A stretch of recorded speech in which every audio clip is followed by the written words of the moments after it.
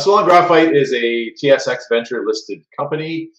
We've been around for a number of years. I took over as CEO just last June. June 2021. So my task is to turn this mining company and basically battery processing company into a going concern. We're also listed on the OTC. We have operations in Sri Lanka, and we have some technical facilities in the UK. And our main focus is mining natural vein graphite in order to process it into battery anode material for the lithium-ion battery industry.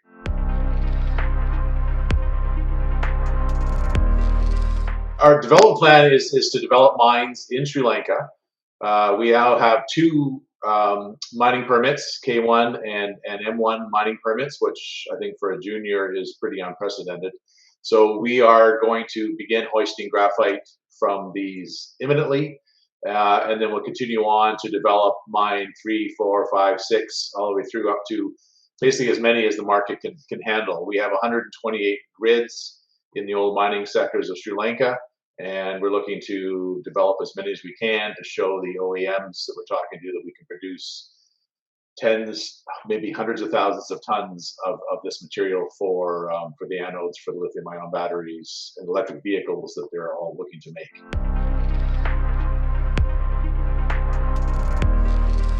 The interesting thing about the natural graphite sector is you have, for batteries, you've got synthetic graphite and natural graphite. So we're mining vein graphite. The other type is flake. We're finding that vein graphite has a higher degree of crystallinity than flake does. And that's a little technical, but what that means, it just makes a better battery. It has better electrochemical properties, and it's just the nature of the graphite itself. So nothing we've done to it. We are making good batteries with it, and we're seeing that our baseline natural graphite anode has a higher theoretical limit capacity than flake does. We need lots of both, so it's all good from that perspective, but we're just finding this unique attribute to our vein graphite from Sri Lanka.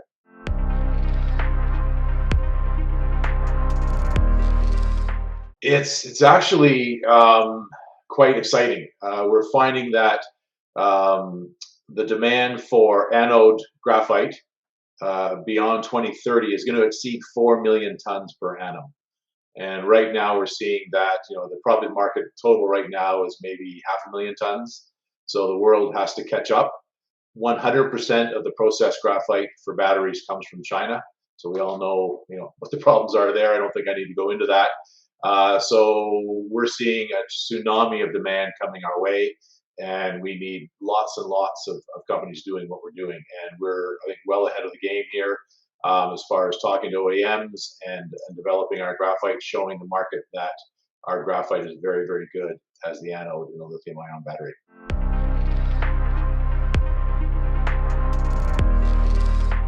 Yes, the interesting thing these days, obviously, ESG, environmental social governance, is a big factor in what any supplier is looking upstream to their suppliers. And the interesting thing about vein graphite is that it's 95 carbon in the ground, graphitic carbon in the ground. Typically, a flake graphite mine can be anywhere from 3% to maybe 20%, which means you have to have primary processing to concentrate it to 95 carbon before you process it for batteries. So in our case, we're already 95 carbon. So we do not have that primary processing, which is typically a crushing, grinding, flotation, tailings, waste rock, reagents in your effluents, that kind of stuff. So we just skip a step, and that puts us, I think, a leg up on what we're doing as far as mining. We're all small scale underground mining, so we don't have the big footprints of land use that a typical flake graphite mine would have.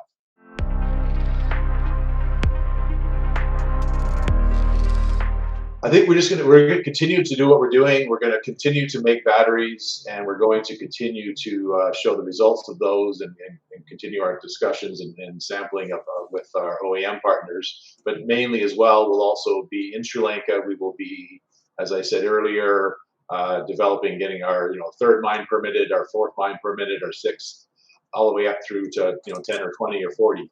We're just going to continue on, and we will also have cash flow. We will, as we're developing the markets, we're looking to see the hoisting graphite from both these mines, and then mine 3 and mine 4. Let's say we should be showing cash flow, which again is unusual. It'll be run of mine graphite, which has a higher selling price than flake. But we will then also be, developing larger quantities for the OEMs. And who knows? We're in talks with many OEMs.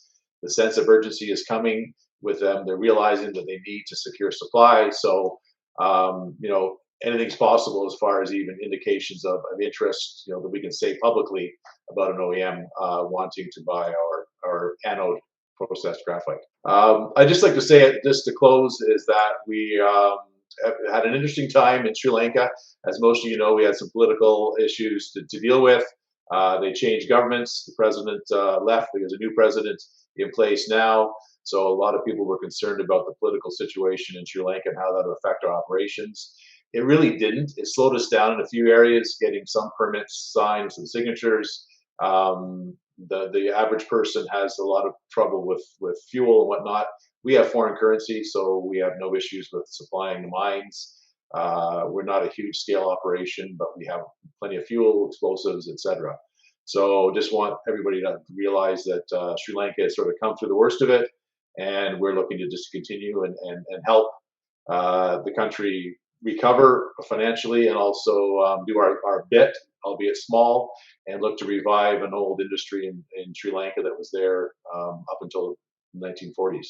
So we're excited about the future, and we're seeing what we can do to advance our mining operations as rapidly as possible.